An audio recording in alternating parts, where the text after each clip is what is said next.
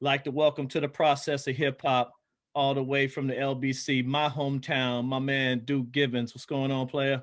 Hey everybody, how you doing? It's all good, my friend. Thank you for so much for joining the show.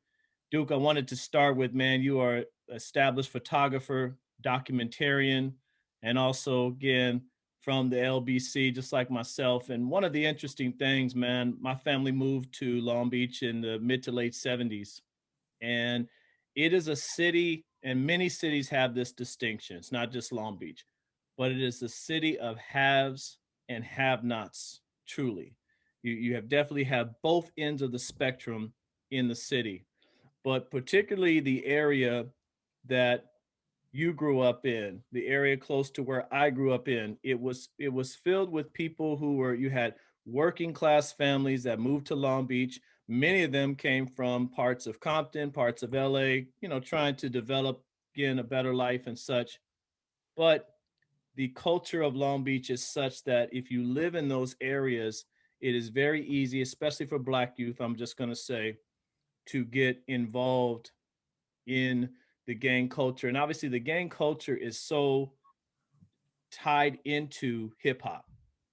And Long Beach gang culture is definitely tied into hip hop. What did you think were some of the reasons that you were able to not fall into that Why I didn't bite? Yes. What were some of the reasons, man? I mean, because again, you and I know many of the same people. It was definitely around you. It was definitely prevalent, especially in the 80s when those are Yes, the sir. vulnerable years. I So, was born in Long Beach in 1971 at St. Mary's Hospital, so I'm a true East Side baby. I know exactly what you're talking about. Long Beach is comprised of 9 districts, yeah. uh, 1 through 9. One of the toughest districts to live in was the sixth district, or is the sixth district. Yes. We're Poly High School where I attended. But you asked the question, why did I not? What was the factors that kept me? And I would just say it was my dad, my father. 1984, 85, we know that the crack epidemic, pandemic, however you want to phrase it, it came in like a flood, bro. So everybody was hustling, slanging, and everything. But the byproduct of that was the gang banging as well. I know that the gangs were started a little bit before that, but after that happened, you just start seeing people really change, and then it fractioned off where it was a few different gangs in our town. But my dad set such an example of parental love and an umbrella of protection. And I listened to him too. My brother chose to go the other route. He made that choice. He was a great athlete. And that's not to be cliche-ish, because everybody say, we play sports. But, in the ninth grade, he was throwing 70 yards running off his back foot. So, we mass produce, that's Wakanda over there. Yeah. All of these different athletes that's come through. I grew up with everybody. I remember seeing Mark Carrier when I was a little younger, and Eight Ball and Chucky Miller and all those guys. But then, in my era, some guys that were amazing who never got a chance to play. Crawford, Jason Jones, those guys, they could have made it to the top levels as well. Jason graduated with Willie McGinnis, but the power of choice was something that was Snoop. One time I interviewed him, just hanging with him one time, and he said he didn't think that we knew any better. Meaning, just the culture was so enriched in where we grew up that it was just thought to be the norm. Yes. But my dad was always in my heart. I'm not going to even say my ear, just, speaking into my soul. That's not the direction, because they came from the Midwest. My dad is from Oklahoma. My mother's from Texas. A lot of, our families migrated, west. Yeah. And, that right there was a um, strong community at that time, meaning that they had values, coming from the civil rights and movement and that type of thing. That generation kind of still had that bird's eye view of working together. But then crack cocaine was a nuclear bomb. It killed the culture. So everybody's parents started going to prison for very long stretches of time. Like people went to jail for weed. Yeah. It's legal. It's legal now. So Mm-hmm. how do you even right that wrong? How do you even, address that? You've taken this and now it's legal. So my father, to answer that question. And and I remember again playing youth football, man. You and I definitely, and again, played with some of the same people. Snoop was a couple years older than me, and I remember hearing about Snoop. This was obviously pre his hip hop career, Yes.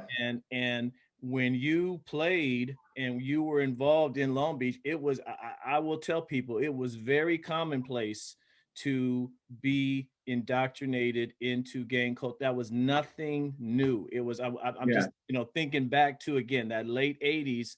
It wasn't even something like, oh, this was out of the ordinary. It was very ordinary, and So so you even hear music called 21 Street. I grew up on 21st and Line, bro. Like I yeah, literally grew up in the heart of 19th Street, Insanes, and Rolling 20s. Like it was so electric. I grew up with, and I know everyone hmm in that time period. I know them all. So by knowing them all, playing the sports, that community and that culture and that I'd even use the term fraternity of athletes that yes, came through. Like it kind of gave you a pass to some degree because a lot of the hustlers and the cats that was in the streets wasn't. They wanted these guys to go to the next level. Guys wasn't messing with Willie and stuff like that. They wanted to see them make it to the league. hmm NFL, NBA, just, they wanted them to make it, you know what I'm saying? So, and that shows the love too from your community. yeah. You know what I'm saying? So with me, I had that same love, but, I wanted to play that basketball, but this is a young cat named Ty Sedney came behind me and Yeah, he said he wanted that position. So it wasn't only but, 13 slots and I was, number 14. So I got to go.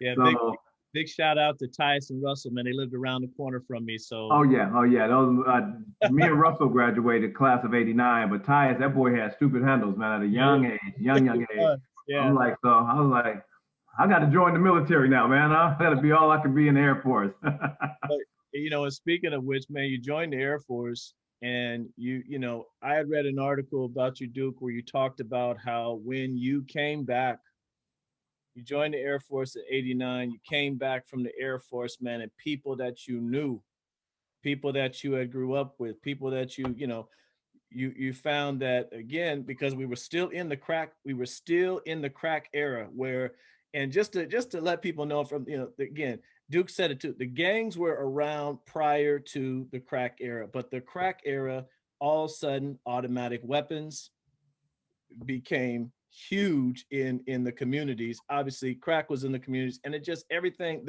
the ante was definitely upped when it came to gang violence during the crack era. But you came back and you Yeah, found that people that you grew up with had been killed, had been locked up, and that was right around the time actually when hip hop in Long Beach was really starting to pick up. You obviously had VIP Records. I know my man Kelvin Anderson, man, and yeah, that was obviously starting to pick up. And I know 213 was recording in VIP Records, and so when you came back, it was kind of the perfect storm of events.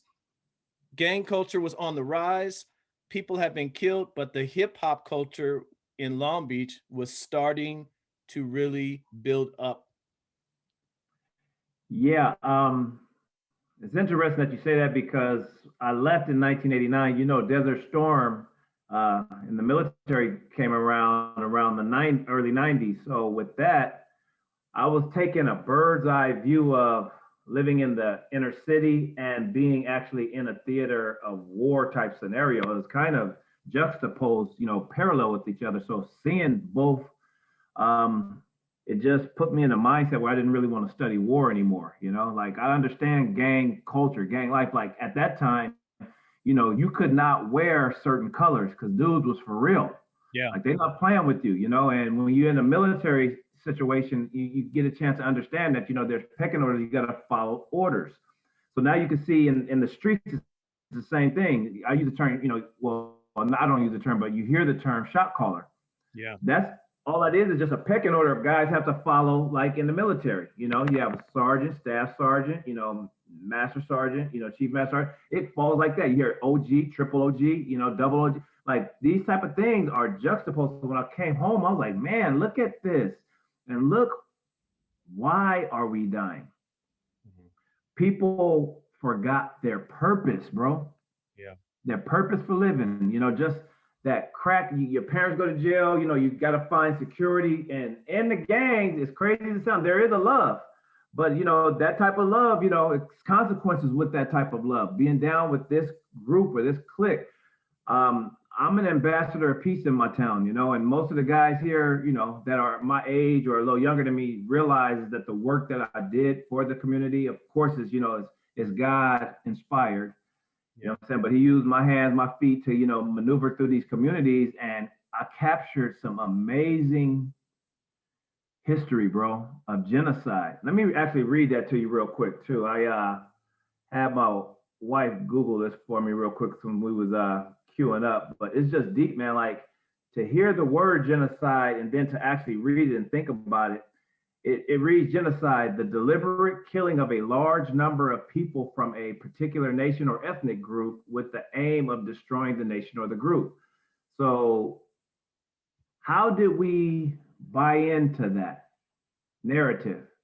Genocide. What was causing it? And I look at it now and I'm like, man, like I'm blessed to have been able to have a front row seat and not get caught in it, but I'm also broken and hurt. And a lot of people dealing with PTSD still. Man, how many friends did you lose? Like these people that you slept on the floor with, that you played sports with, it's a love, it's camaraderie. So our story sometimes is hard to tell because it's always marred in brokenness and pain, but certain lives, and don't quote me in this in any regard, but certain lives have been set as an example or a living situation so that it can be a learning situation. Like even my life, to some degree, people say, they respect some of the work that I've done. It and like I said, it's all God inspired, bro. Like just you get creative thoughts like this show right here. I can tell now from when you guys first hit me up, I'm like, oh, what do you guys want? Where they come out with the Right, hip hop thing, you know what I'm saying? But in talking to you guys and in the dialogue, I can see that you guys are very articulate. I can see you guys have a purpose in what you're dealing with the music. So that purpose is driven to create content that's positive for the next generation. So in my imagery and in my work is not to degrade or to put down or to slander individuals, but it is to capture beautiful imagery and film that is telling a story that maybe another group of people would not tell that story like I would tell it, to explain, why first and foremost, and then how do we stop? your calendar. Speaking of a story, I'll just say, man, it's I'm gonna prolific. put it up for you. Yeah, there you go, right there. How did you come up? And actually, here's a couple things. First thing, there's not many of us, okay, blacks that go into photography. It Okay. seems, but you are an established photographer. What made you come up, or how did you come up with the idea of capturing images of ordinary people and then framing that, using that as a story, as a way to tell a story through a Hmm. calendar? And obviously that calendar, morphed into something greater. But just Yes. starting with the calendar, how did you come up with that idea? So get out of the Air Force. I'm gonna speed it up real quick. I what am I gonna do now? I enrolled in Long Beach City College, Orange and PCH. My parents, I didn't know what I want to do. I just know you got to take your generals. Uncle Sam's paying for it. Parents buy me this. Oh, This is a Canon AE1 program camera, film camera. Huh? Look at this. You gotta hit that right yeah. there. Old school. So the Canon AE1 program I thought was the weirdest thing that a parent can buy me. Like you said, a lot of people don't, are in our culture, but Yeah. it has evolved now where, a lot of people are amazing photographers. I'm just saying at that time, that wasn't even on my radar. But good idea turned into a God idea. And I looked at the course catalog, saw, black and white photography, and I enrolled in a class and took a few pictures. And as I'm sitting in the class, and then when they say you got to go in a dark room, I thought it was corny. But as soon as I put that image into the developer and that picture came alive on print, the dark room with a red light, I just had to pause for a minute, and as dark as it was in that room, it became amazingly bright because I found a little spark that, this little engine starts saying, I think I can. And then when I entered into a photo contest in the class, the teacher's like, these images are amazing. So when people speak into your life, it can kind of help you navigate and find a little bit of your purpose, not knowing that this was the establishment or the birth of something that was going to mature into something amazing. And that same location where I learned to, be a photographer, I just, 30 years later, they're getting ready to induct me into Long Beach City College Hall of Fame from a camera. Imagine that, bro. But you know that it was something bigger than that. So I became the storyteller, if you will. The Gordon Parks of yesteryears, Yeah. who captured, the social things of that time. Like to some degree, I would never compare myself to anyone, but I just know that God is good, and He has given me some very great ideas. So with that, I'm stabbing at it. So that would birth the idea. But my dad said he would like to see something positive hanging on the wall instead of just so much negativity. So I'm back to my dad again. So that's where I said, you know what? As I had a few pictures tacked on the wall when he came in, he said this would be a cool calendar. Boom, and that was the birth of the calendar. Now, me and Snoop was best partners in high school. You know what I'm saying? We, from the 1985 Long Beach Poly Cowboys football team, I'm sitting next to this little slim dude beating on his pads. And the dude is kind of tight. I'm like, dude, he got that little smooth flow, slick Rick, kind of special ed, little curly hair cat, walking, Snoop lean with it. Yeah. Quarterback, receiver, they had me as a receiver. But, we had so much talent on that team that Coach Tony and, Coach Jerome, these dudes, they should have, coached on the college level. They could have, they really were great coaches. They touched so many of our lives. From that Cowboys team, we wind up being, I became the Uber driver back then. Pops had bought me a little bucket like Smokey on Fridays, a little Chevelle. So I'm picking everybody up, we rolling. Snoop was up at 6100 block of Linden. I'd go grabbing, we hit the schools. And it was a fun, amazing time to be able to drive a car. It don't matter if it's a bucket or not, you rolling, and you're forming these friends. And from there, I established a relationship with him and Warren and Nate. And I thought, because like you said, that the beginning stages of our culture and the music here was really coming through these guys. Like there's a few other artists, like Domino, I think was probably one of our first artists to come out of Long Beach. But when Snoop hit the scene, it just changed the whole dynamics because he linked with Dre. And I said, you know what? To make the calendar look like an album cover, this looks like an album cover. Yeah, it does. Definitely. That was the first thought. So I got with a graphic artist, and then I just started hitting the town because the gang war was just so deep in the early 90s, like bloody. Yeah. And I was going to the people that I grew up with and I knew, and I understood the dynamics in the neighborhoods of how all of these invisible boundaries worked. So I laid it into the calendar in a way where this person is talking to this demographic, this person is talking to this demographic of their particular gangs. And I was asking them and speaking to them in a way where they're speaking in a future tense. So it's speaking even today about why you should not join. Even though they were doing that, they were still living it. So consequences are death or jail. So, man, there's so many people gone in this calendar now. It's really, really a sad deal. It's heartbreaking, because we all have dreams, admirations, aspirations, things we want to accomplish. But if you're stuck just in the forest, you can't see through the trees. So you can't see that if I get through there, it'll be all right. So a lot of them died as a result of it. And man, these cats and ladies are serious about what they believe. It's real. Right. Like they'll die for it, and most of them did. And it's heartbreaking. And the calendar again was well received, and that transitioned or metamorphosis, so to speak, into the documentary The Game Don't Change, Just a Play. So you took the calendar, took the imagery, took that and and actually develop the documentary? Man, talk to me about that. Well, that's a hard one because the game don't change. Just the players is dedicated to my nephew who was murdered to the same thing. So he wind up finding himself getting involved in the same thing that we were preaching against, not to do. And at a very young age, young teenager, he was murdered by an adult Mm. because of this lifestyle. And that right there, just for a year straight, I literally did not really sleep well. And I just wanted to use my creativity because all film is just a maturing into photography.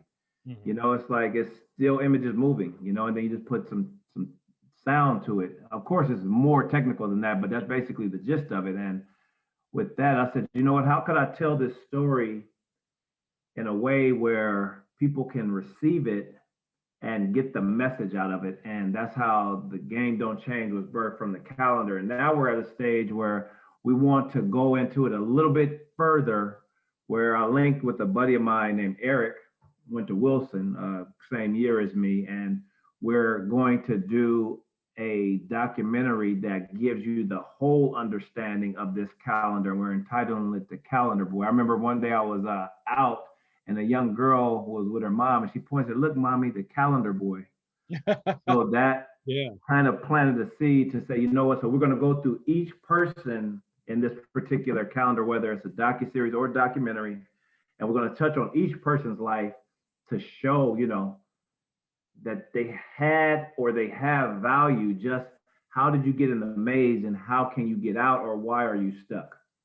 What was the response for the, because in the calendar you have, I mean, again, just normal people. You obviously have the influence of hip hop, but what was the response from the people? You take their picture, you put it in the calendar, and they may not think that I you're. don't I don't think that they understood, and I understand where you're going with that. I don't even think they understood because I really didn't understand. I was just doing it from a good place out of my heart, but looking back out of it and looking back at it and like certain music that you heard yesteryears, you know, children's story. Who sung who rapped the children's story? Yeah, Slick Rick. So imagine that. Me just said children's story, and look, you said Slick Rick. So that song is still ahead of its time. Yeah. We still can groove to it. You know what I'm saying? We played that at my 30-year high school reunion. So with this calendar, it's received as such. Like before write on books, before, you know, social media, this was it. You know what I'm saying? And it just it's never been done. To my knowledge, like something like this has never been done. Like how it was put together and it's really, really special. And coming from Long Beach, you know, Long Beach is just a unique town, you know, the city by the sea. It's a Yeah. powerful piece, you know. So that's just, you know, the dynamics of this particular project. Now, so you already talked about, again, possibly doing not an addendum, but almost a sequel to the documentary Yes, yes. that you're doing. Where would you like to see, though, your photography go 3 to 5 years? Where would you like to see you as That's a I great consider you an question. artist. So I'm mature enough to answer that now. Back in the yeah, days, you know, I was shooting for the stars, yeah. not even understanding. But now that I've been in the photography industry for a very long time, I'm starting to do gallery exhibits with the work. Some of my photography now has touched in the galleries where at Long Beach City College and a few little smaller places. But I eventually see my work at DC, at the African American Museum there. And it's talking about the genocide that we experienced. You know, I shot all of, you know, the Long Beach scene at that time. So that right there, I think that story will get told. And you said 3 to 5 years, so that's my short term. You know, long term, I look to see it being published, maybe even coffee table book style. So, Brother Duke, Uncle Duke, however you want to, you know, yeah. call me. You know, what I'm saying it's going to happen. You know, I can see it now. Yes, indeed. Well, Duke Givens, where would be the best place for people to stay in contact with you and follow your work? What would be the best way? This yeah, that's a great question. Right now, I'm old school, y'all, so I can't keep up with social media like everybody else. I'll be 50 this year.